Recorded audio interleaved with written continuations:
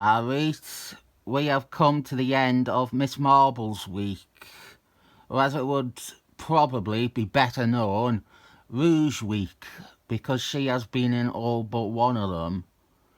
This is Miss Marble's issue 10 from 2007, part 2 of this story with an evil Karen Daggers from another world.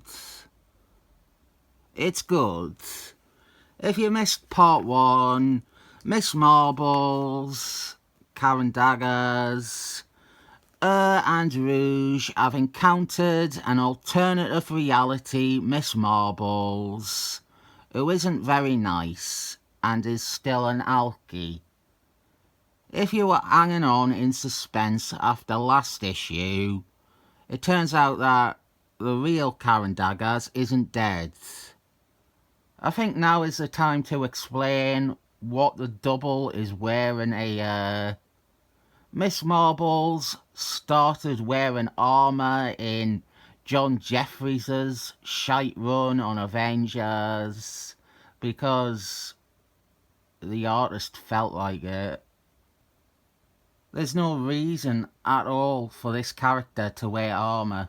She doesn't need protection like that. The artist was cocky and redesigned half the team, and deservedly, none of those designs persist to this day. There is a lot of Rouge in this, and something I like is that Rouge, she is usually acting as a voice of reason, which is not what you expect of Rouge. And in a story with Karen Daggers, you expect it even less. We have some Karen on Karen action here. Not the type of action one of my subscribers is after though. They fight each other, and the fighting is all told well.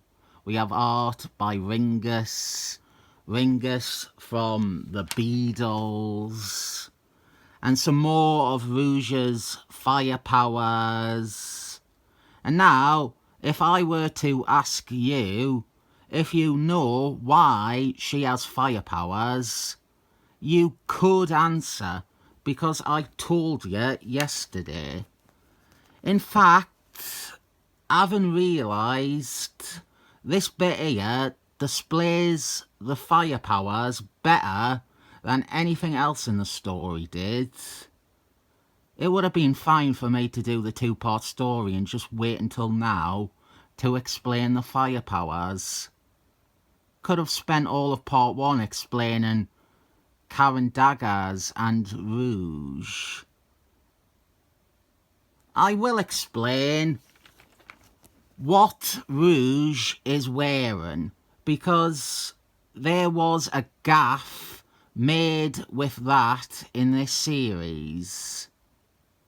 She started wearing this version of her costume at the end of that story where she got Sunman's powers. She has worn variations on this basic idea from time to time. It is intentionally a callback to how she was originally dressed. But this version with the cloak, this is actually my favourite look for Rouge, because there are some really good Rouge stories in Excellent Men with her in this design. However, at the end of Miss Marbles 8, Rouge appears as a cliffhanger tease, wearing a costume that by that point was 2 years out of date. The editor of this is Stephen Wanker. He is also the architect responsible for deciding Karen Daggers wasn't empowering enough and remade her as Captain Marbles, the shit one, Smelly Brie Larson's. We find out that the evil Karen Daggers, Karen Doubles, she killed Rouge on her Earth, and she intends to do it again now. Miss Marbles is against this, obviously, because she is a superhero. It has taken a week, but let's first talk about my history with Karen Daggers. She was in New Thunderbals. She was a supporting character in New Thunderbals. She was working for the government at the time, and she was the Thunderbals' government contact. We saw her in action a few times, like in the war between Hydra and SeaWorld. The great thing about Miss Marbles was she was always someone with the potential to be Marvel's big female hero. But she wasn't. That was part of the appeal even. That they had a Wonder Woman and nobody noticed she was a Wonder Woman. She was actually handled terribly in one New Thunderball story. Her and Hank Gordon didn't like what it did with them. Then she got her own series, and she was on Benson's Avengers, and neither of those things were bad for her profile. Even Benson, at times, was able to write her inoffensively. That is how good a character Karen Daggers was. But then came Captain Marbles, the shit one, Smelly Brie Larson's. Don't worry, we are actually going to talk about that shit show. But here we have the two Karens fight, and it really is chalk and cheese when it comes to comparing this version of Karen Daggers to the current version of the character. Here is the problem though. The character has become a litmus test. Either you say you like her on principle, or you are one of the losers on YouTube making a million videos about her and Brie Larson. I liked Miss Marbles, Karen Daggers. I liked her character a lot until the revamp of 2012. Were I to expand on any reason why I didn't like it, no matter how thought out or eloquently I tried to put it, I would be grouped in with fucking pronouns! And that is a problem with people like that. They have sabotaged the idea of criticism. I was going to focus on the critical drinker. If you watch his content, I'm not having a go at you. I'm honestly not having a go at all his content either. Honestly, I think there are some things about the critical drinker that aren't completely bad. He, however, is a good example of how criticism is basically dead in 2024. It is because of people like him who have exploited the notion of criticism as a means of relevance. He is not a movie reviewer. He's a critic, that's what he is. He's not a reviewer. He criticises, or he acknowledges there isn't anything to criticise. He makes his living by being critical. He gets views by offering his audience the expected opinions on whatever Disney movie is out. And there is ultimately nothing original, unique, or even moral about him. People like that are completely oblivious to the fact that they are making things worse. They have created a boogeyman that now allows any recipient of criticism a scapegoat. Now, if you don't like Summit, if you don't like Captain Marbles, the shit one, Smelly Brie Larson's, you're one of them. And that, in fact, me calling us Smelly Brie Larson's, that is a reference to one of these, Diversity and a Comic. He said he hated Brie Larson because she looked like she smells. Very mature and insightful views. I started making my videos in 2018, July 2018.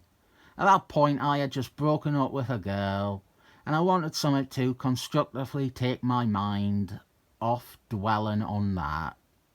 And for years in the back of my mind I had always wanted to do something about comics, a YouTube channel or whatever, but I didn't feel like I ever had anything to say or anything unique to contribute. What inspired me was seeing how bad the other content about comics was around the time. You had absolute shills on one hand, and on the other you had the right-leaning critics. Diversity in a comic, he was the big one. And something I observed with him very early was that he would sometimes have a valid point. He would have a legitimate criticism. But then that would be completely undone by him calling the writer a tranny or accusing the Taliban of taking over Marvel Comics. That stuck with me though, this notion that valid criticism is, in the wrong hands, invalidated. As time went on, I saw him and others like Yellow Flash. They really displayed that they didn't like comics and they didn't have much of any thoughts on them. Half of them were latching onto comics for culture war clicks, and the other half were only obsessed with themselves. So I started my channel and my intention was always making fun of that. I would be a moron who doesn't even know the names of the characters, but then has a legitimate gripe or two with a story or a writer. What I never expected, and what I am depressed about, is that what I presented and what I was making fun of in 2018 is exactly what criticism has become. Valid points and criticism have now been associated with a type of person and a corner of the internet that immediately either discredits them or makes people regret feeling or thinking those things. To bring it back to this comic and the Critical Drinker, the Critical Drinker says his first video was him drunkenly complaining about Captain Mar-Vell. Talking about that character was in vogue when her movie came out in 2018. And his connection to the character, or even the franchise, seems to be entirely based around the discourse. It's more obviously the case whenever he reviews anything else. Are you honestly telling me this man loved Willow before Disney made it woke and feminist? He never had any investment in whatever he talks about beyond criticising it. I really could and do want to go off on probably a 45-minute rant about the Critical Drinker, but I realise it's not. I have nothing new to say. I'm wasting my time. There is one thing I think I can and should talk about, but it isn't related to comics. And I am not as high on myself that I think you are here just for me, or that you would watch a crowd-funded movie that looks like a fake movie with a juvenile amount of swearing. The only people dying today are those fuckers. All of them. Miss Marbles, she defeats her evil half, but she had to push herself quite far to accomplish it. And so now she is feeling bad about it. She's feeling very grim dark about it. About the lengths she had to go to. She feels like she is a monster. And this is reinforced by Smurf, who tells her that she best leave because she is not welcome at excellent men house anymore. Bit harsh. Smurf is meant to be one of her better friends. And my favourite part of the story is our ending. Karen Daggers thinks she should return to space, that she should leave Earth and start roaming space, where she can be removed from all her past and all her history, and be somewhat carefree. But she rules against that because it would be running away from her problems. Right at the back, we still have the writer responding to the letters, or in this case, emails. I do recommend this two-parter, and I don't recommend The Critical Drinker. He says nothing about nothing. If this issue or story looks like something you'd be into, give it a shot. I like it, and most of this series. And some other people would only view it as propaganda because it has a woman on the front. 7 thumbs up now, go away now, forever. Go away now, Critical Drinker. You've done your part to ruin culture. You've had your say, please go away now.